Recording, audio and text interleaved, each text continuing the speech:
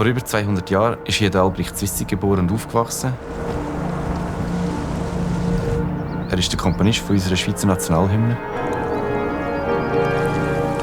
Und seit gleich 100 Jahren ist das schöne Zwissig-Haus ein Restaurant.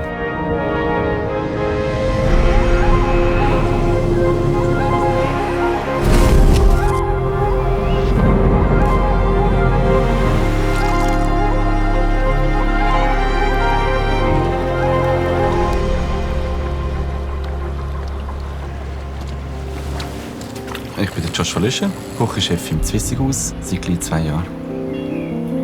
Ich koche mega gerne klassische, traditionelle Gerichte, versuche einen etwas modernen Twist zu geben. Ja, ich habe jetzt hier heute meinen Lachs mit dem Salz mischen. Das ist alle offen für ein paar Minuten bei 160 Grad. Jetzt kochen wir hier gerade unsere Knoblauchsuppe auf.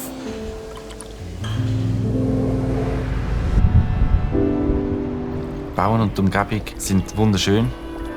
Bauen ist ein kleines Dorf, man kennt einander. Und es ist jedes Mal wie so ein bisschen die Ferien kommen, wenn man am Morgen ankommt. Jetzt tun wir hier die frischen Gartenerbsen aufploppen. Unsere frischen Morgen.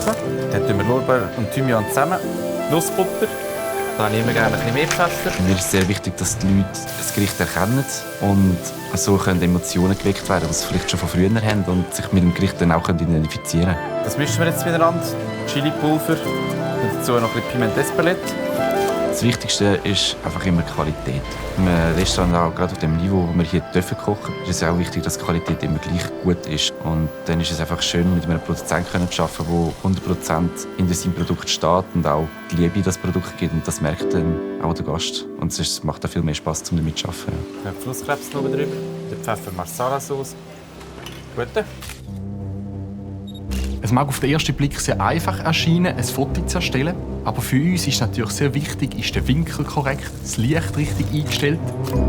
Dann ist es so, dass wir die ganzen vorgekochten Gerichte ins Fotostudio hernehmen und dann eigentlich vor Ort das Briefing machen mit dem Foodstylist und der Fotografin zusammen. Mit diesen Bildern wollen wir beim Gast Vorfreude erzeugen und mit der Implementierung von Pre-Select können unsere Gäste in der First und Business Class bereits ihre Hauptgänge vor dem Flugantritt auswählen, wo sie dann an Bord serviert bekommen.